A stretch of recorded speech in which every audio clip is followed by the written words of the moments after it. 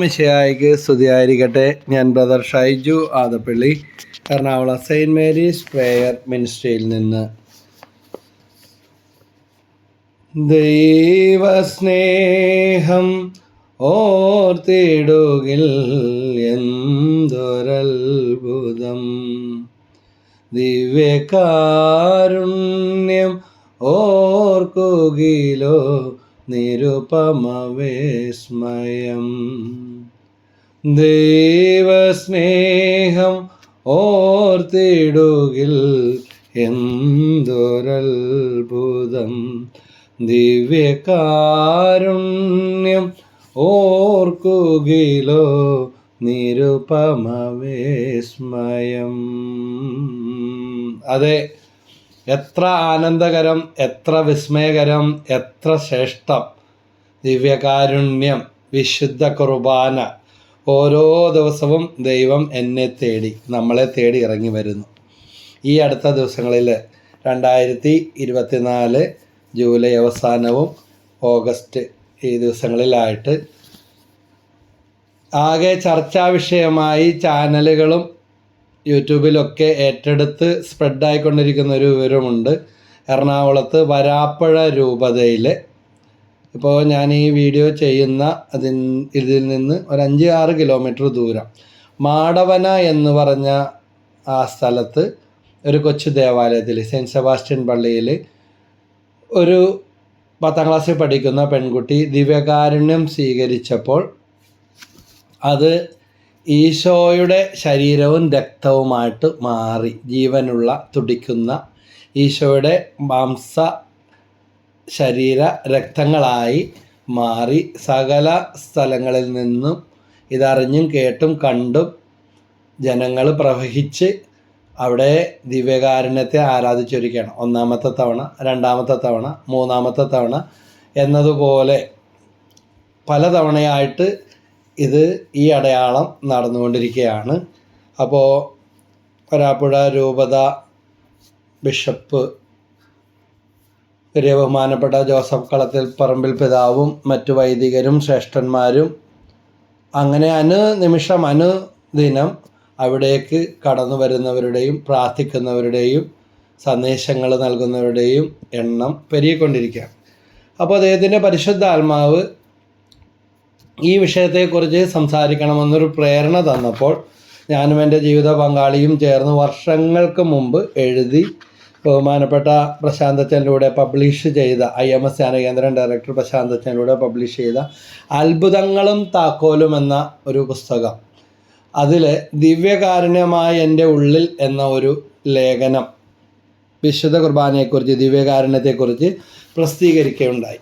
അപ്പോൾ അതിൻ്റെ ദൃഷ്ടിയിൽപ്പെടുകയും അതുകൂടെ ചേർത്ത് ഈ സംഭവത്തെ ഒന്ന് വിശകലനം ചെയ്യണമെന്ന് പരിശുദ്ധാത്മാവ് ഒരു പ്രേരണ തന്നു. എൻ്റെ ജീവിതത്തിൽ എനിക്ക് ഏറ്റവും പ്രയോജനപ്രദവും അത്ഭുതകരവുമായി തീർന്ന എൻ്റെ ശുശ്രൂഷകളിൽ ദൈവം പലപ്പോഴും വിശുദ്ധ കുർബാന സ്വീകരിച്ച് പ്രാർത്ഥിക്കുമ്പോൾ തന്നിട്ടുള്ള പ്രേരണകളാണ് ശുശ്രൂഷാ ജീവിതത്തിൽ ഏറെ പ്രയോജനപ്രദമായി തീർന്നിട്ടുള്ളതും ഒത്തിരി അത്ഭുതകരമായി തീർന്നിട്ടുള്ളതും.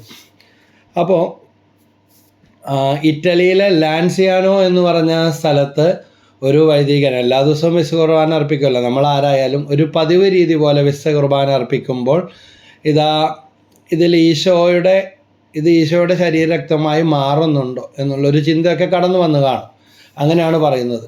അപ്പോൾ അവിടെ ഇപ്പോൾ ഈ പെൺകുട്ടിക്ക് സംഭവിച്ച അതുപോലെ തന്നെ ആ അപ്പവും വീഞ്ഞും അവിടെ അത്ഭുതം നടന്ന് യഥാർത്ഥ ജീവനുള്ള ശരീര രക്തങ്ങളായി മാറി. ഇറ്റലിയിൽ തന്നെയല്ല, ലോകത്തെവിടെയെല്ലാം സ്ഥിരീകരിക്കപ്പെട്ടതും അല്ലാത്തതുമായിട്ട് ദിവ്യകാരുണ്യ അത്ഭുതങ്ങൾ നടന്നിട്ടുണ്ടോ എല്ലാത്തിലും ഒരേ ബ്ലഡ് ഗ്രൂപ്പും ഏതാണ്ട് ഒരേ അനുപാതത്തിലുള്ള കാര്യങ്ങളൊക്കെയാണ് നടന്നിട്ടുള്ളത്. അപ്പോൾ ജീവനുള്ള ദൈവത്തിൻ്റെ സാന്നിധ്യം ഇന്നും പുതുപുത്തൻ പോലെ ഒരു സ്ഫടിക പേടകത്തിൽ ഇറ്റലിയിലെ ലാൻസിയാനോ സന്ദർശിക്കുന്നവർക്ക് ഈ ശരീര രക്തങ്ങളായി മാറിയ തിരുവോസ്തിയെ കാണാനായിട്ട് സാധിക്കും. നമ്മുടെ തൊട്ടടുത്ത് തന്നെ ഈ കയ്യെത്താവുന്ന ദൂരത്ത് വരാപ്പുഴ രൂപതയിൽ ഇപ്പോൾ സംഭവിച്ചിരിക്കുന്നതും എന്തിനു വേണ്ടി എന്ന് എന്തുകൊണ്ടെന്ന് ചോദിക്കുന്ന പലരും ഉണ്ട്. എന്തിനു വേണ്ടിയെന്ന് എന്തുകൊണ്ടൊന്നും ചോദിച്ചിട്ട് കാര്യമില്ല. യോഹന്നാൻ 3:8 പറയുന്നുണ്ട്, കാറ്റ് അതിന് ഇഷ്ടമുള്ളിടത്തേക്ക് വീശുന്നു. അപ്പോൾ ദൈവത്തിൻ്റെ പ്രവൃത്തികൾ, അതിന് ദൈവം ഓരോന്നിനും ഓരോ നിശ്ചിത ലക്ഷ്യങ്ങളും ഉദ്ദേശങ്ങളും ഉണ്ടാകും. ചലിക്കുന്ന ജീവനുള്ള ഇന്ന് വിശുദ്ധ കുർബാനയോട് ആദരവും തർക്കങ്ങളും പിന്നെ ഒരു തരം ആത്മീയ മന്ദതയും എല്ലാം ടി വിയിലും വീഡിയോയിലും യൂട്യൂബിലൂടെ മാത്രം കാണാനും ശ്രമിച്ചുകൊണ്ടിരിക്കുന്ന ഒരു തരം മന്ന ഭക്തി. അതായത് വിശുദ്ധ കുർബാന മറ്റെല്ലാ കാര്യത്തിനും നേരിട്ട് പോകും. പക്ഷേ കോവിഡ് കാലം വന്നേ പിന്നെ ആ ശീലം, ആ നേരത്തെ ശീലിച്ചു പോയ എല്ലാം ഓൺലൈനാക്കി വെച്ചുകൊണ്ടിരിക്കുന്ന. അപ്പോൾ ദേവാലയത്തിലിരുന്ന് ഈശോ ജീവനോടെ മനുഷ്യനെ വിളിക്കുന്നു, വാ കടന്നു വാ, ഞാനിവിടെ ജീവനോടെ ഉണ്ട്. അത് തന്നെയാണ് ഇതിനുള്ള സന്ദേശം. ഇനി നീ ഒരു മന്ദഭക്തയായി അല്ലെങ്കിൽ വിശുദ്ധ കുർബാനയിൽ ദൈവം ഉണ്ടോ, ഇന്ന് നടക്കുന്ന ഈ സംഭവങ്ങളും അവസ്ഥകളും എല്ലാമായിട്ട് തട്ടിച്ചു നോക്കിയിട്ട് ദൈവം എവിടെയാണ്, സ്വർഗത്തിലിരിക്കുന്ന ഒരു ദൈവമാണോ അതോ അങ്ങനെയൊന്നും ഇല്ലേ എന്ന് മനുഷ്യർ ചോദ്യങ്ങളും മന്ദഭക്തിയും തർക്കങ്ങളും വിശുദ്ധ കുർബാനയെക്കുറിച്ച് വിഭാഗ്യതയും ഭിന്നതയും എല്ലാം ഈ എറണാകുളത്ത് തന്നെ മറ്റൊരു സ്ഥലത്തും ഇല്ലാത്തിടത്തോളം അത്രയും ഇതായിട്ട് നടമാടിക്കൊണ്ടിരിക്കുമ്പോൾ ഇതാ ദൈവം ഒരു കൊച്ചു ദേവാലയത്തിൽ, ഒരു കൊച്ചു ഗ്രാമത്തിൽ, ഒരു കൊച്ചു സ്ഥലത്ത്, ഒരു കൊച്ചു കുട്ടിയിലൂടെ ഞാനിവിടെ തന്നെ ഉണ്ട് മക്കളെ, മറക്കല്ലേ, ഇങ്ങ് കടന്നു വാ, ഈശോ വിളിക്കുന്നു. അപ്പോൾ ഞാൻ ഈ അടുത്തൊരു വീട്ടിൽ സന്ദർശിച്ചപ്പോൾ വിശുദ്ധ കുർബാനയിൽ പങ്കെടുക്കുന്നതിനെക്കുറിച്ച് സംസാരിക്കാനായിട്ട് ഇടയായി. അപ്പോൾ ആ വീട്ടിലെ ചേട്ടൻ വീട്ടിലിരുന്ന് തന്നെയാണ് വിശുദ്ധ കുർബാനയിൽ പങ്കെടുക്കുന്നത് എന്ന് പറഞ്ഞപ്പോൾ ചോദ്യം ചോദിക്കുന്നതിന് മുമ്പേ ഈ മറുപടിയും പറഞ്ഞു. അപ്പോൾ എല്ലാം ടെലിവിഷനിലൂടെ, എല്ലാം ഇപ്പോൾ ഓൺലൈൻ ആണല്ലോ അല്ലേ, എല്ലാം ടി വിയിലൂടെയും ചാനലിലൂടെയും വരുന്നു. അതുപോലെ എല്ലാം ഓൺലൈനായിട്ട് ഭക്ഷണവും സാധനങ്ങളും എല്ലാം മനുഷ്യർ ഓർഡർ കൊടുക്കുന്നു. എല്ലാം ഒന്ന് തന്നെയല്ലേ എന്നാണ് പറഞ്ഞു വെച്ചത്, എന്തോ വലിയ കാര്യം ചെയ്യുന്നത് പോലെ. പക്ഷേ തിരുസഭ നമ്മളെ പഠിപ്പിക്കുന്നുണ്ട്, മാധ്യമങ്ങളിലൂടെയുള്ള വിശുദ്ധ കുർബാന സ്വീകരണം അസാധുവാണ് എന്ന്. അപ്പോൾ പിന്നെ ആർക്കു വേണ്ടിയാണ് ഇതൊക്കെ ഉള്ളത് എന്ന് ചോദിച്ചേക്കാം. എന്നാൽ പിന്നെ എന്തിനായത്? തീരെ യാത്ര ചെയ്യാൻ പ്രയാസമുള്ള രോഗികളെയും അവശത അനുഭവിക്കുന്നവർക്കും ഒന്നുമില്ലാത്തതിനേക്കാൾ മെച്ചമായിരിക്കും എന്ത്, ഇങ്ങനെയെങ്കിലും കാണുന്നതും കേൾക്കുന്നതും അനുഭവിക്കുന്നതും. പക്ഷേ ഏട്ടിലെ പശു പുല്ല് തിന്നുകയില്ല എന്ന കാര്യം മറക്കരുത്. ഇന്ന് പല ദേവാലയങ്ങളിലും വിശുദ്ധ കുർബാന നടക്കുന്ന സമയത്ത് കാണുന്ന കാഴ്ചയാണ്, ദേവാലയത്തിനകത്ത് ധാരാളം സ്ഥലമുണ്ടെങ്കിൽ പോലും പുറത്തു നിന്ന് വിശുദ്ധ കുർബാന കൂടിക്കൊണ്ടിരിക്കുന്നത്. പാരിഷ് ഹാളിൻ്റെ മുമ്പിലും കൊടിമരത്തിൻ്റെ അടിയിലും ചുറ്റുമതിലിൻ്റെ അരികിലും എന്നു മാത്രമല്ല, അനാദരവോടെ അവിടെ നിന്ന് കുർബാന നടക്കുന്ന സമയത്ത് സംസാരിച്ചുകൊണ്ടിരിക്കുന്നവരെയും, ഒരു സിനിമ കാണാൻ പോലും ഇത്ര താല്പര്യക്കുറവോടെ ആരും പോകത്തില്ല. കാരണം എന്താ, കയ്യിലെ കാശും കൊടുത്ത് കഷ്ടപ്പെട്ട് ഉറക്കൊളച്ചൊക്കെ പോകും അല്ലേ, എന്ത് ശ്രദ്ധയോടെ ഇരുന്ന് കാണുന്നത്. അപ്പോൾ ഒരു ഭക്തിയുമില്ല, അല്ലെങ്കിൽ എന്തോ ഒരു പ്രഹസനം പോലെ, ഒരു വിജാതീയര ആളുകൾ റോഡിലൂടെ ഒക്കെ കടന്നു പോകുമ്പോൾ കാണുന്ന കാഴ്ച ക്രിസ്ത്യാനിയുടെ മന്ദഭക്തി അല്ലെങ്കിൽ ഭക്തി പ്രകടനം കളിയാക്കുന്നത് പോലത്തെ അവസ്ഥ. അപ്പോൾ അതുപോലെ തന്നെ ദേവാലയത്തിൻ്റെ ഏറ്റവും പുറകിലേക്ക് മാറി നിൽക്കുക, പ്രാർത്ഥനകൾ ഭക്തിയോടെ സ്വരത്തിൽ ഏറ്റു ചൊല്ലാതിരിക്കുക, ഇതെല്ലാം ഒരു തരം പ്രഹസനമാണ്. കാഴ്ചക്കാരനെ പോലെയും ചടങ്ങ് ക്രിസ്ത്യാനികളെ പോലെയും പങ്കെടുക്കുക. അപ്പോൾ ഇന്ന് ദൈവം ജീവനോടെ ഉണ്ട് എന്ന്, ഞാനിവിടെ തന്നെ ഉണ്ട്, എങ്ങും പോയിട്ടില്ല, എല്ലാം കാണുന്നുണ്ട്, അറിയുന്നുണ്ടെന്നാണ് ഇപ്പോൾ നടക്കുന്ന ഈ ദിവ്യകാരുണ്യ അത്ഭുതങ്ങളിലൂടെ എല്ലാം നമുക്ക് കാണിച്ചു തരുന്നത്. സഭാപ്രസംഗകൻ 5:1 പറയുന്നു, ദേവാലയത്തിലേക്ക് പോകുമ്പോൾ സൂക്ഷ്മത ഉള്ളവനായിരിക്കുക, ശ്രദ്ധിച്ചു കേൾക്കാൻ അടുത്ത് ചെല്ലുന്നതാണ് വിഡ്ഢിയുടെ ബലിയർപ്പണത്തെക്കാൾ ഉത്തമം. അപ്പോൾ ബലിയർപ്പിക്കുമ്പോൾ അലസതയോടെയും താല്പര്യമില്ലാതെ അകന്നൊക്കെ നിൽക്കുന്നത് ആരാണെന്ന വചനം പറയുന്നത്? വിഡ്ഢിയുടെ ബലിയർപ്പണമാണ്. ഇങ്ങനെ ഒരു വിഡ്ഢിയുടെ ബലിയർപ്പണമാണോ നമ്മൾ നടത്തിക്കൊണ്ടിരിക്കുന്നതെങ്കിൽ ഇതാ ആസന്ന ഭാവിയിലെങ്കിലും ഈ പ്രഹസനം, ഈ സ്വഭാവ രീതി നമുക്ക് മാറ്റം വരുത്താം. ഇത് ഗുണത്തേക്കാളേറെ ദോഷം ചെയ്യും. അപ്പോൾ തങ്ങൾ തിന്മയാണ് പ്രവർത്തിക്കുന്നതെന്ന് ഭോഷന്മാർ അറിയുന്നില്ല. നമ്മുടെ സ്വന്തം വീട്ടിലൊരു ആഘോഷമോ വിരുന്നോ ഒക്കെ നടന്നാൽ എന്തുത്സാഹത്തോടെ ആയിരിക്കും, ആൾക്കാരെ കാണിക്കാനെങ്കിലും അല്ലേ, താല്പര്യത്തോടെ നാം അത് ഭംഗിയാക്കാനായിട്ട് ശ്രമിക്കും. സ്വന്തം ആവശ്യം ആരും കലക്കാറില്ല, അങ്ങനെ പറയും അല്ലേ. സ്വന്തം ആവശ്യം നമുക്ക് കലക്കാൻ പറ്റും. അതുകൊണ്ട് എത്ര സഹിഷ്ണുതയോടെ എത്ര അഡ്ജസ്റ്റ്മെൻറ്റുകൾ നമ്മൾ നടത്തും. അപ്പോൾ എത്രയോ ദിവസം മുമ്പ് ഇതിനെല്ലാം വേണ്ടി ഒരുങ്ങും. അതിനേക്കാളെല്ലാം അധികം എത്രയോ അധികം ഒരുക്കവും ദാഹവും നമുക്ക് വിശുദ്ധ കുർബാനയോട് ഉണ്ടായെങ്കിൽ. കർത്താവിൻ്റെ പേടകം ഇസ്രായേലിലേക്ക് കൊണ്ടുവന്നപ്പോൾ അനാദരമായി കർത്താവിൻ്റെ പേടകത്തെ പിടിച്ച ഉസ്സ മരിച്ചു. ഉസ്സ എന്ന് പറഞ്ഞ ഒരാൾക്കുണ്ടായ അനുഭവമാണ്, മരിച്ചു വീണു. 2 സാമുവേൽ 6:7 കർത്താവിൻ്റെ കോപം ഉസ്സായ്ക്കെതിരെ ജ്വലിച്ചു. അനാദരമായി പേടകത്തിന് നേരെ കൈനീട്ടിയത് കൊണ്ട് ദൈവം അവനെ കൊന്നുകളഞ്ഞു. അതാണ് വചനത്തിൽ പറയുന്നത്. അപ്പോൾ വിശുദ്ധ കുർബാന എന്ത് ചെയ്യണം? അത് വിശുദ്ധമായിട്ട് ചെയ്യേണ്ട കൂദാശയാണ്. കൂദാശകളുടെ കൂദാശയാണ്, നിസ്സാരമായിട്ട് കണ്ടുകൂടാ. കൂദാശ എന്ന് പറഞ്ഞാൽ സാക്രമെൻറ്റോ, വിശുദ്ധീകരിക്കുന്ന കർമ്മം. അപ്പോൾ അശുദ്ധി നീങ്ങി വിശുദ്ധി കടന്നു വരുന്നു. ഏറ്റവും വലിയ എക്സ്ചേഞ്ചാണ് വിശുദ്ധ കുർബാനയിൽ നടക്കുന്നത്. നമ്മൾ എന്തെല്ലാം വിട്ടുകൊടുക്കുന്നോ അതെല്ലാം ഏറ്റെടുത്തിട്ട് ദൈവത്തിനുള്ളത് നമുക്ക് വിട്ടുതരുന്നു. ഒരു പുതിയ സൃഷ്ടിയായി നമ്മൾ മാറുന്ന ശുദ്ധീകരണ പ്രക്രിയ കൂടെയാണ്. അതുപോലെ ദൈവം തന്ന അനുഗ്രഹങ്ങൾക്ക് നന്ദി പറയുന്നു. പാപപരിഹാര കർമ്മമാണ് നടക്കുന്നത്, കൃതജ്ഞതാ ബലിയാണ് നടക്കുന്നത്. എല്ലാത്തിൻ്റെയും കേന്ദ്രഭാഗമാണ് വിശുദ്ധ കുർബാന. അപ്പോൾ വിശുദ്ധ കുർബാനയിൽ എങ്ങനെ പങ്കെടുക്കണം? വിശുദ്ധിയോടെ പങ്കെടുക്കണം. വിശുദ്ധമായവ വിശുദ്ധിയോടെ ചെയ്യുന്നവർ വിശുദ്ധരാകുമെന്ന് തിരുവചനം നമ്മളെ പഠിപ്പിക്കുന്നുണ്ട്. വിശുദ്ധ കുർബാനയിൽ ആചാരമായി ഒതുങ്ങുന്ന പ്രാർത്ഥനമായാൽ മാത്രമായാൽ പോരാ, അത് ഒരു ജീവിത ശൈലിയായി മാറണം. ഇതിനെക്കുറിച്ച് വിശുദ്ധ പൗലോസ് സംസാരിക്കുന്നുണ്ട് ഹെബ്രായർ 13:16. നന്മ ചെയ്യുന്നതിലും നിങ്ങൾക്കുള്ളവ പങ്കുവെക്കുന്നതിലും ഉപേക്ഷ വരുത്തരുത്. അത്തരം ബലികൾ ദൈവത്തിന് പ്രീതികരമാണ്. എന്താണ്? അത്തരം ബലികൾ ദൈവത്തിന് പ്രീതികരമാണ്. അപ്പോൾ തൻ്റെ അന്ത്യ അത്താഴ വേളയിൽ യേശു കൽപ്പിച്ച വചനങ്ങളാണ് ഓരോ വിശുദ്ധ കുർബാനയുടെയും അടിസ്ഥാനം. ലൂക്കാസ് സുവിശേഷം 22:19-20 ഇത് നിങ്ങൾക്ക് വേണ്ടി നൽകപ്പെടുന്ന എൻ്റെ ശരീരമാണ്, എൻ്റെ ഓർമ്മയ്ക്കായി ഇത് ചെയ്യുവിൻ. ഈ പാനപാത്രം നിങ്ങൾക്ക് വേണ്ടി ചിന്തപ്പെടുന്ന എൻ്റെ രക്തത്തിലുള്ള പുതിയ ഉടമ്പടിയാണ്. അപ്പോൾ കവനൻ്റൽ ലവ്, ദൈവത്തിൻ്റെ സ്നേഹം ഉടമ്പടിയുടെ സ്നേഹമാണ്. നമ്മളതിൽ നിന്ന് പിന്മാറിയാലും ദൈവം ഒരിക്കൽ ഒരു ഉടമ്പടി സ്ഥാപിച്ചാൽ അത് സ്ഥാപിച്ചത് തന്നെയാണ്. നമ്മൾ പാപികളും ബലഹീനരുമാണ്. നമ്മളതെല്ലാം കാറ്റിപ്പറത്തിയാലും ദൈവം നമ്മളെ ഉപേക്ഷിക്കുകയില്ല. അപ്പോൾ വിശുദ്ധ കുർബാന ദൈവം നമുക്ക് വേണ്ടി സ്ഥാപിച്ചുള്ള രക്തത്തിലുള്ള ഒരു പുതിയ ഉടമ്പടിയാണ്. സ്വന്തം രക്തം കൊണ്ടാണ് ഈ ഉടമ്പടി ചെയ്തത്. ഓരോ ബലിയും യേശുവിൻ്റെ തിരുശരീരങ്ങളിലെ പങ്കുപറ്റലിൻ്റെ രഹസ്യവും പരസ്യവുമായ പുനരാവിഷ്കരണമാണ്.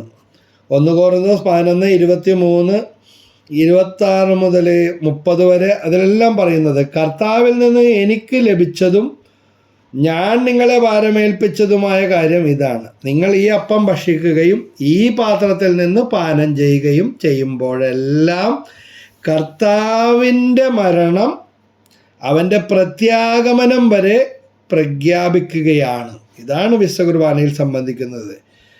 തന്മൂലം ആരെങ്കിലും അയോഗ്യതയോടെ കർത്താവിൻ്റെ അപ്പം ഭക്ഷിക്കുകയും, ആരുടെ അപ്പം? കർത്താവിൻ്റെ അപ്പം ഭക്ഷിക്കുകയും പാത്രത്തിൽ നിന്ന് പാനം ചെയ്യുകയും ചെയ്താൽ അവൻ കർത്താവിൻ്റെ ശരീരത്തിനും രക്തത്തിനും എതിരെ തെറ്റ് ചെയ്യുന്നു. അതിനാൽ ഓരോരുത്തരും ആത്മശോധന ചെയ്തതിന് ശേഷം ഈ അപ്പം ഭക്ഷിക്കുകയും പാത്രത്തിൽ നിന്ന് പാനം ചെയ്യുകയും ചെയ്യട്ടെ. എന്തുകൊണ്ടെന്നാൽ ശരീരത്തെ വിവേചിച്ചറിയാതെ ഭക്ഷിക്കുകയും പാനം ചെയ്യുകയും ചെയ്യുന്നവൻ തൻ്റെ തന്നെ ശിക്ഷാവിധിയാണ് ഭക്ഷിക്കുന്നതും പാനം ചെയ്യുന്നതും. നിങ്ങളിൽ പലരും രോഗികളും ദുർബലരുമായിരിക്കുന്നതിനും ചിലർ മരിച്ചു പോയതിനും കാരണം ഇതാണ്. അത്രയ്ക്ക് ഡേഞ്ചറസ് ആണ്, അത്രയ്ക്ക് ശ്രദ്ധിക്കേണ്ട ഒരു കാര്യമാണ് എന്ത്? വിശുദ്ധ കുർബാന.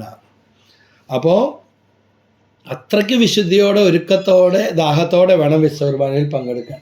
വിശുദ്ധ അഗസ്റ്റിൻ പറയുന്നു, ഭക്തിയുടെ കൂദാശയെ, ഐക്യത്തിൻ്റെ അടയാളമേ, സ്നേഹത്തിൻ്റെ ശൃംഖലയെ, ജീവിക്കാനുള്ളവ അതിലുണ്ട്, അടുത്ത് ചെല്ലുക, നിനക്ക് ജീവൻ ലഭിക്കും. എന്നെ കേട്ടുകൊണ്ടിരിക്കുന്ന ഈ വചനം കേൾക്കുന്ന തകർന്നു കിടക്കുന്ന കുടുംബങ്ങൾ, കടബാധയിൽ നിന്ന് തലയുയർത്താൻ പറ്റാത്ത അവസ്ഥ, ആത്മഹത്യാ ചിന്ത, ചികിത്സിച്ചിട്ട് രോഗങ്ങൾ മാറുന്നില്ല, വിശുദ്ധ കുർബാനയുടെ അടുത്തേക്ക് ചെല്ലി. തൊട്ടടുത്ത ദേവാലയത്തിൽ എത്രയോ ദേവാലയങ്ങളും കുരിശുപള്ളികളും എല്ലാം ചുറ്റിനും രാവിലെ കുർബാന, വൈകുന്നേര കുർബാന, ഒരു 10-15 മിനിറ്റൊക്കെ പോയാൽ, 5 മിനിറ്റ് തൊട്ട് 15 മിനിറ്റ് വരെ ഒന്ന് ഓടിച്ചെന്നാൽ നമ്മളെവിടെയൊക്കെ പോകും, ലാബിൽ പോകും, ജിമ്മിൽ പോകും, കല്യാണത്തിന് പോകും, കറണ്ട് കാശ് അടക്കാൻ പോകും, എവിടെയെല്ലാം വേണമെങ്കിലും ഓടിക്കോളൂ. പള്ളിയിൽ പോണ കാര്യം പറഞ്ഞു കഴിഞ്ഞാൽ ഞായറാഴ്ചത്തെ തന്നെ എല്ലാവരും അങ്ങനെ അല്ല കേട്ടോ. എന്തൊരു വിഷമമാണെന്നറിയാമോ? ഇനി ഒരുങ്ങി വരുമ്പോൾ വായന കഴിയുമ്പോഴാണ് പലരും എത്തുന്നത്. അത് ഖേദകരമാണ്. ഇതിനേക്കാൾ വലിയ അനാസ്ഥ വേറെ ഉണ്ട്. ഇത് തന്നെയാണ് തകർച്ചയുടെയൊക്കെ പ്രധാന കാരണം. അപ്പോൾ വിശുദ്ധ അഗസ്ത്യൻ പറഞ്ഞതുപോലെ ഭക്തിയുടെ കൂദാശയെ ഐക്യത്തിൻ്റെ അടയാളമേ. കുടുംബത്തിൽ ഐക്യം ഉണ്ടാകും, ഭാര്യ ഭർത്താക്കന്മാർ തമ്മിൽ ഐക്യം ഉണ്ടാകും. വിശുദ്ധ കുർബാനയിലൂടെ പങ്കാളിയെ സമർപ്പിക്കും. വരാത്ത വ്യക്തിയാണെങ്കിൽ മക്കളെ കൊടുത്ത് സമർപ്പിച്ച്. എനിക്ക് എത്ര കുടുംബങ്ങളിൽ മാറ്റം ഉണ്ടായിട്ടുള്ള കാര്യങ്ങൾ അറിയാമോ? ഇങ്ങനൊരു കാര്യം പറഞ്ഞു കൊടുത്തിട്ട് മുടങ്ങാതെ കുർബാനയിൽ നിങ്ങളെങ്കിലും പങ്കെടുക്കുക, അല്ലെങ്കിൽ ഭാര്യയും ഭർത്താവും പോയി പങ്കെടുക്കുക, മക്കൾക്ക് മാറ്റം ഉണ്ടാകും. കെട്ടഴിച്ചു വിട്ടതുപോലെ മാറ്റം ഉണ്ടാകും. പക്ഷെ ഭക്തിയോടെ കൊമ്പസാരിച്ച് ഒരുങ്ങി കുർബാന ഒറ്റക്കെട്ടായിട്ട് സ്വീകരിക്കണം. അപ്പോൾ പിശാചി താനെ ചാടി പുറത്തു പോകും, വഴികൾ തുറന്നു കിട്ടും, മക്കൾക്ക് ജോലി കിട്ടും, വിവാഹം നടക്കും. വിവാഹം വേണ്ടെന്ന് പറഞ്ഞവർ തന്നെ നോക്കാൻ താല്പര്യം കാണിക്കും, മയത്തോടെ സംസാരിക്കും, ചാടിക്കടിക്കൽ മാറും, കുടുംബസ്വർഗമായി മാറും. നിങ്ങൾ വിശ്വ കുർബാനയാകുന്ന ആ കേന്ദ്രബിന്ദുവിലേക്ക് കടന്നു വാ. അപ്പോൾ ഭക്തിയുടെ കൂദാശയെ ഐക്യത്തിൻ്റെ അടയാളമേ, സ്നേഹത്തിൻ്റെ ശൃംഖല, കണ്ണിയാണ്, വിളക്കി ചേർക്കും അല്ലേ. അപ്പോൾ നമ്മൾ സ്നേഹം നിറഞ്ഞു കവിഞ്ഞ് നമ്മളറിയാതെ ഒഴുകും. ജീവിക്കാനുള്ളവ അതിലുണ്ട്, അടുത്ത് ചെല്ലുക, നിനക്ക് ജീവൻ ലഭിക്കും. ഏക ശരീരമായി തീരും. വിശുദ്ധ അഗസ്റ്റിൻ്റെ വാക്കുകൾ മറക്കരുത്. യോഹന്നാൻ 6:54, എൻ്റെ ശരീരം ഭക്ഷിക്കുകയും എൻ്റെ രക്തം പാനം ചെയ്യുകയും ചെയ്യുന്നവന് നിത്യജീവനുണ്ട്. ഈ ജീവിതത്തിൽ ആവശ്യമായ കാര്യം മാത്രമല്ല, വരാനിരിക്കുന്ന ജീവിതത്തിലും ആവശ്യമായ എല്ലാ ഡിപ്പോസിറ്റുകളും ഈ വിശുദ്ധ കുർബാനയിലൂടെ ലഭിക്കും. ഇതാ മരണാനന്തരം സ്വർഗത്തിൽ കാണുന്നവനെ ഈ ജീവിതത്തിൽ അപ്പത്തിലൂടെ കാണാനും അനുഭവിക്കാനുള്ള അവസ്ഥയാണ് വിശുദ്ധ കുർബാന. അപ്പോൾ അവസാന ദിവസം ഞാൻ അവനെ ഉയർപ്പിക്കുമെന്നാണ് പറഞ്ഞത്. കർത്താവ് വാക്കു മാറില്ല. വിശുദ്ധ കുർബാനയോട് ഭക്തിയുള്ളവരെ കുറിച്ച് പറയുന്ന വാഗ്ദാനമാണ്. അതുകൊണ്ട് ഈ കേട്ടുകൊണ്ടിരിക്കുന്ന വ്യക്തികൾ വിശുദ്ധ കുർബാനയെ നിസ്സാരമായിട്ടാണ് കണ്ടിട്ടുള്ളതെങ്കിൽ, ഇത്രയൊന്നും മനസ്സിലാക്കിയിട്ടും തോന്നിയിട്ടുമില്ല എങ്കിൽ, കുർബാന കൈക്കൊള്ളപ്പാടൊക്കെ അടിച്ചു പൊളിച്ച് ആഘോഷിച്ച് ഭയങ്കര പരിപാടിയായിട്ടൊക്കെ പണ്ട് നടത്തി. പിന്നെ എവിടെ പോയി ഈ ഭക്തിയും തീഷ്ണതയും ആ താല്പര്യവും ആ എളിമയും നിഷ്കളങ്കതയും? അതുകൊണ്ട് ആദ്യം ഉണ്ടായിരുന്ന സ്നേഹത്തിലേക്ക് കടന്നു പോവാം. എന്തൊരു മാധുര്യം, എന്തൊരു സ്നേഹമായിരുന്നു. അപ്പോൾ ഈ 24 വർഷക്കാലം വിശുദ്ധ കുർബാന മാത്രം സ്വീകരിച്ച് ഭക്ഷണമൊന്നും കഴിക്കാതെ ജീവിച്ച് വിശുദ്ധനായി തീർന്ന വ്യക്തിയാണ് വിശുദ്ധ ഫ്ലൂച്ചി സാന്താക്ലോസ്. തിരുസഭാ ചരിത്രത്തിൽ പറഞ്ഞിരുന്ന കാര്യങ്ങളാണ്. വിശുദ്ധ ഫ്ലൂച്ചി സാന്താക്ലോസ് എത്ര നാളാണ്? 24 വർഷക്കാലം വിശുദ്ധ കുർബാന മാത്രം സ്വീകരിച്ച് വേറെ ഒരു ഭക്ഷണവും കഴിച്ചിട്ടില്ല. അതുകൊണ്ട് ഈ ജീവിതത്തിലും വരാനിരിക്കുന്ന ജീവിതത്തിലും ആവശ്യമായതെല്ലാം ഇതിലുണ്ട്. പക്ഷേ ഈ വിശ്വാസം നമുക്കുണ്ടോ?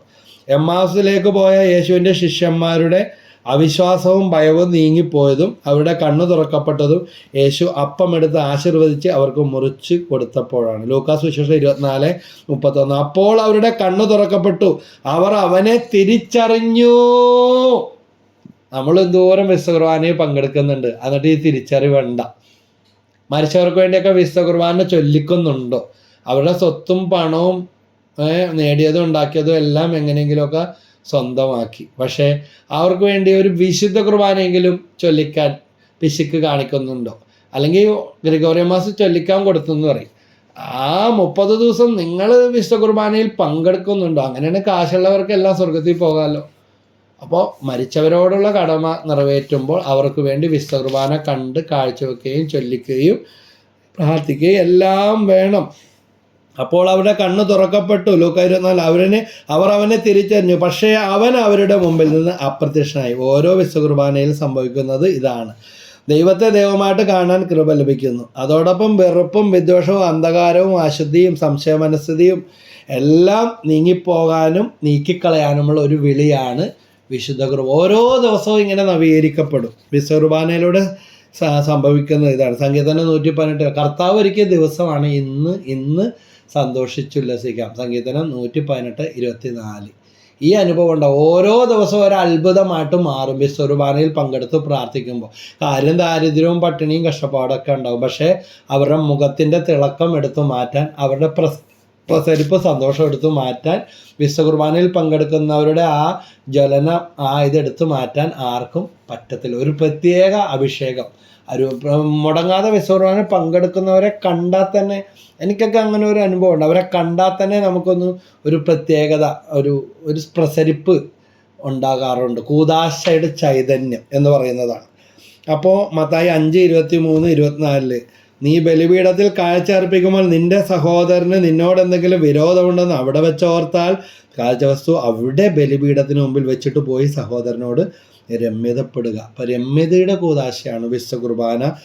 പിന്നെ വന്ന് കാഴ്ചയർപ്പിക്കുക. ഓരോ വിശ്വകുർബാനയും ഭക്തിയോടും വിശ്വാസത്തോടും അർപ്പിക്കുമ്പോൾ പിതാവിൻ്റെ സ്നേഹത്തിലേക്ക് മടങ്ങി വന്ന ധൂർത്തപുത്രന് ലഭിച്ച പിതാവിൻ്റെ പൊറുക്കലിൻ്റെ, സ്നേഹത്തിൻ്റെ, പങ്കുവെക്കലിൻ്റെ, മഹത്വത്തിൻ്റെ, സമ്പന്നതയുടെ അഭിഷേകവും വെളിപ്പെടുത്തലുമാണ്. അത് ഈ ജീവിതത്തിലും തലമുറകളോടും അല്ലേ, ആയിരം തലമുറ വരെ കരുണ കാണിക്കുന്നതാണ് ഉള്ള ഒരു കടപ്പാടായിത്തീരും.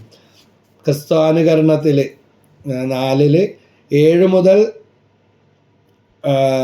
ഇങ്ങനെ പഠിപ്പിക്കുന്നുണ്ട്.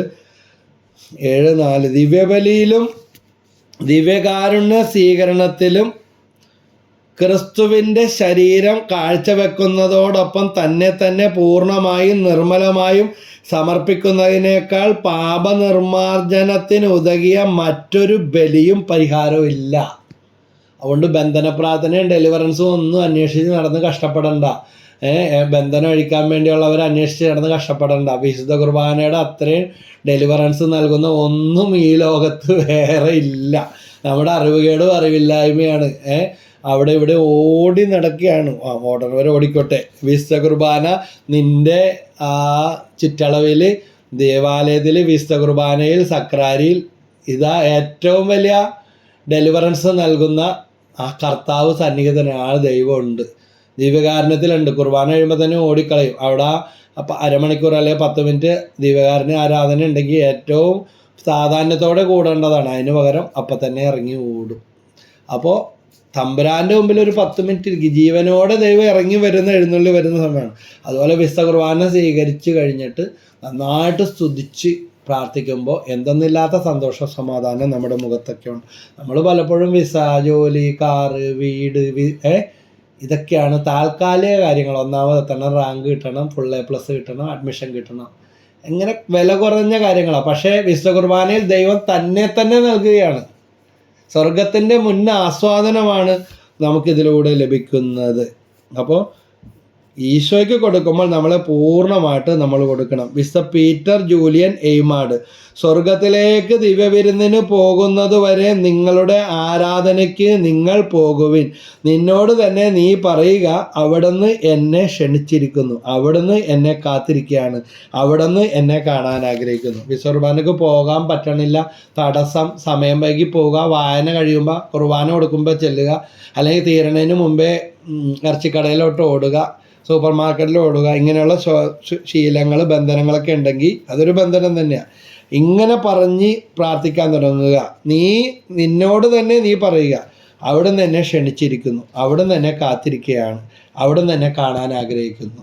ഈ 3 കാര്യങ്ങൾ വീണ്ടും കുറച്ച് ദിവസം പറഞ്ഞു പ്രാർത്ഥിച്ച് അത്ഭുതം നടക്കും. വിശുദ്ധ പീറ്റർ ജൂലിയൻ എയ്മാഡ് പഠിപ്പിച്ച വാക്കുകളാണ്. മത്തായി 28:20 പറയുന്നുണ്ട്, യുഗാന്ത്യം വരെ എപ്പോഴും ഞാൻ നിങ്ങളോട് കൂടെ ഉണ്ടായിരിക്കും എന്ന് അരുളിച്ചത് യേശുനാഥനെ ഒരു ആത്മാവിനെ ഈ ലോകത്തിൽ കണ്ടെത്താനും അനുഭവിക്കാനും അവിടുന്ന് തന്നെ ഒരുക്കിയിരിക്കുന്ന ഒരു എളുപ്പ വഴിയാണ് വിശുദ്ധ കുർബാന. അതുകൊണ്ട് എത്ര മാനസാന്തരം ഇല്ലാത്ത, എത്ര ദുശീലത്തിനടിപ്പെട്ട, കുടുംബത്തിന് ചീത്തപ്പേരുണ്ടാക്കുന്ന എത്ര വലിയ വ്യക്തിയായാലും എത്ര വലിയ പ്രശ്നമായാലും വിശുദ്ധ കുർബാനയിൽ 10 ദിവസം കൊടുത്ത് പ്രാർത്ഥിച്ച് തന്നെ അഴിയാത്തതഴിയും. നിങ്ങൾ വഴക്കുണ്ടാക്കാനോ തർക്കിക്കാനോ ഒന്നും പോകണ്ട. വിശുദ്ധ കുർബാനയിൽ പങ്കെടുക്കുന്ന, മുടങ്ങാതെ പോകുന്ന അപ്പനെയും അമ്മനെയും കാണുമ്പോൾ മക്കൾക്ക് ഇരിക്കപ്പുറത്ത് കിട്ടില്ല. അതിനെയൊക്കെ നിഷേധിച്ച് തള്ളി പറയുന്നവരാണെങ്കിൽ ഇന്നല്ലെങ്കിൽ നാളെ അവരിതിനേക്കാൾ വലിയ വിശുദ്ധിയിലേക്കും ഭക്തിയിലേക്കും കടന്നു വരും എന്നുള്ള കാര്യം ഉറപ്പാണ്. നിങ്ങളുടെ ലക്ഷ്യങ്ങൾ നേടിയെടുക്കാൻ പറ്റും.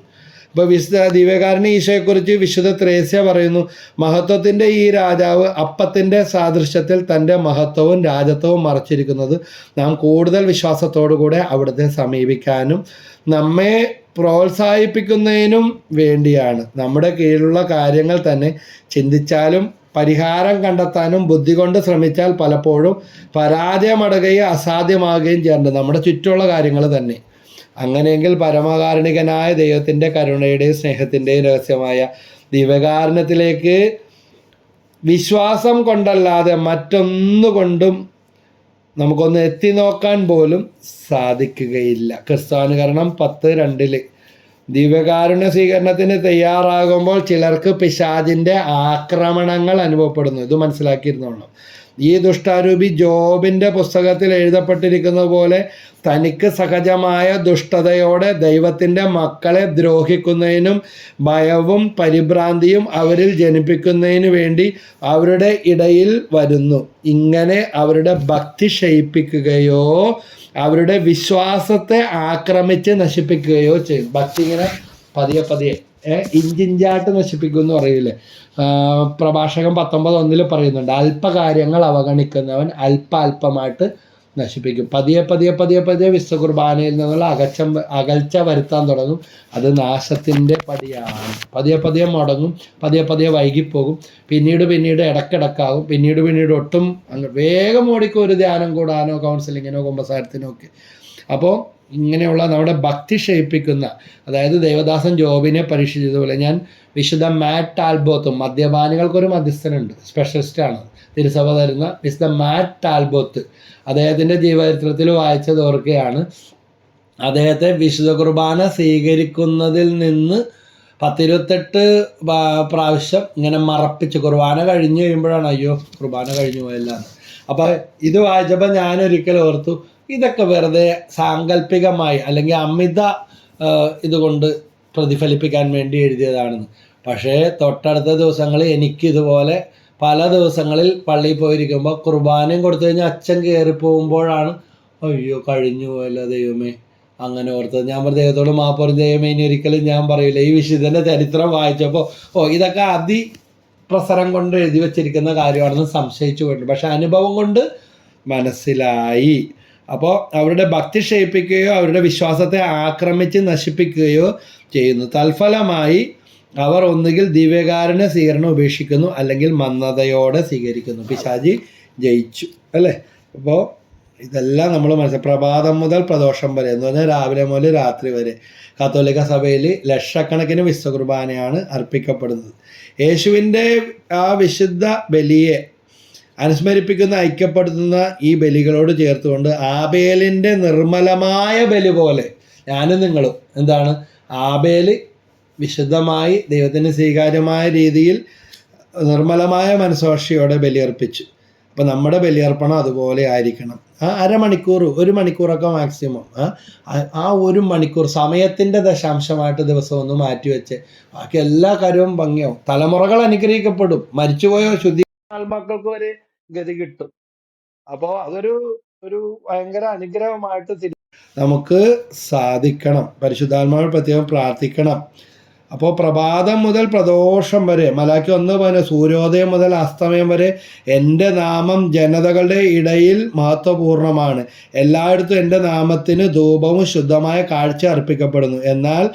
എന്തെന്നാൽ ജനതകളുടെ ഇടയിൽ എൻ്റെ നാമം ഉന്നതമാണ്, സൈന്യങ്ങളുടെ കർത്താവ് അരുളി ചെയ്യുന്നു.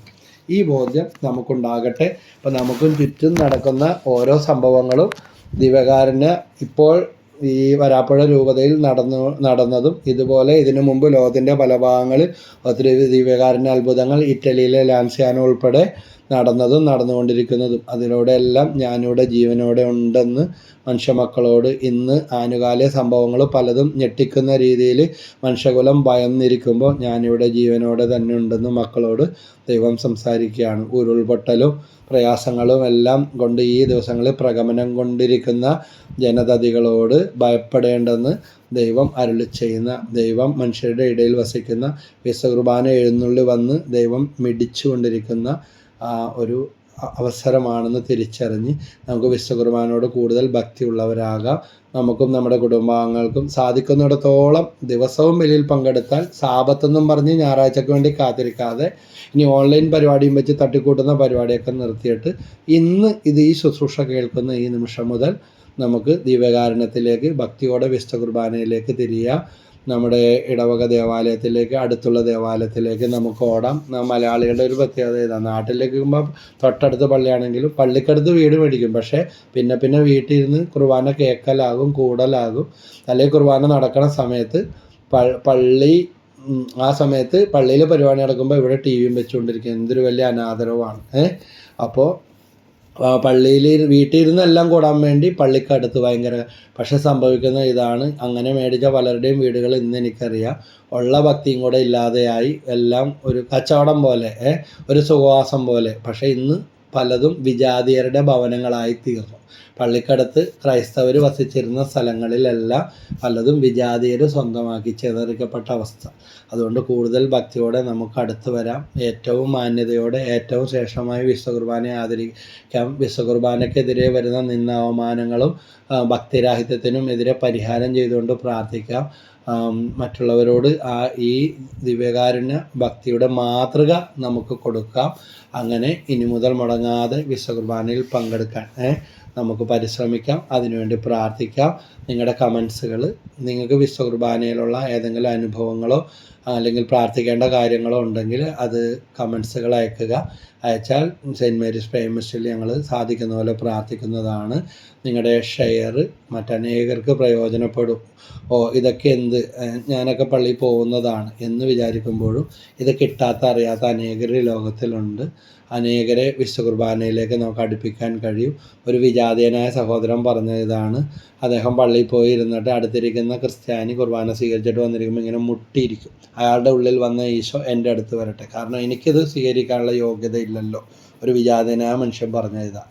നമ്മൾ വില കുറച്ച് കാണുന്ന പലതിലും ഏറ്റവും ശ്രേഷ്ഠമായ പലതും ഒളിഞ്ഞിരിക്കുന്നുണ്ടെന്ന് വിജാതീയർ പോലും മനസ്സിലാക്കുന്നുണ്ട്. അതുകൊണ്ട് നമുക്ക് മുടങ്ങാതെ നിയോഗങ്ങൾ വെച്ചും ദൈവം ഇങ്ങനെയെങ്കിലും വഴി നടത്തുന്നതിന് നമുക്ക് ഇന്നുള്ള അവസ്ഥ പോലും ഇല്ലാത്തവർ അവസ്ഥകളുണ്ട്. വിഷമിക്കുന്നവർ വഴിയരികെ കിടക്കുന്ന കടത്തണ്ണകളെ കിടക്കുന്നവർക്ക് എല്ലാ മാസങ്ങളിലും പറ്റുന്ന ദിവസങ്ങളിൽ പൊതിച്ചോറുകൾ കൊണ്ടുപോയി വിതരണം ചെയ്യുന്ന ഒരു വ്യക്തിയാണ്. അതുകൊണ്ട് നമുക്ക് ഇങ്ങനെയെങ്കിലുമൊക്കെ നമ്മുടെ കുടുംബം ഇങ്ങനെയെങ്കിലുമൊക്കെ നമുക്കുണ്ടല്ലോ. നമുക്കില്ലാത്ത അനുഗ്രഹത്തിൻ്റെ ഒരംശം പോലും കിട്ടാത്ത എത്രയോ പേര് ദൈവമേ ഈ ലോകത്ത് ജീവിക്കുന്നുണ്ട്. എത്രയോ സൗകര്യങ്ങൾ നമുക്കുണ്ട്, പള്ളിയിൽ പോകാനും പ്രാർത്ഥിക്കാനും. അതിനെല്ലാം ഓർത്ത് നന്ദി പറഞ്ഞ് അതെല്ലാം പ്രയോജനപ്പെടുത്താൻ ഷെയർ ചെയ്യുക, സബ്സ്ക്രൈബ് ചെയ്യുക. നിങ്ങളുടെ കമൻറ്റുകളെ സബ്സ്ക്രൈബ് ചെയ്തിട്ടില്ലാത്തവർ ചെയ്താൽ മതി. അങ്ങനെ നമുക്ക് സെൻറ്റ് മേരീസ് പ്രേയർ മിനിസ്ട്രിയുടെ സുവിശേഷ ശുശ്രൂഷയിൽ കൂടുതൽ പങ്കുകാരാകാം. ദൈവം എല്ലാവരും അനുഗ്രഹിക്കട്ടെ. ഈശോ മിശിഹായ്ക്ക് സ്തുതിയായിരിക്കട്ടെ. Praise the Lord.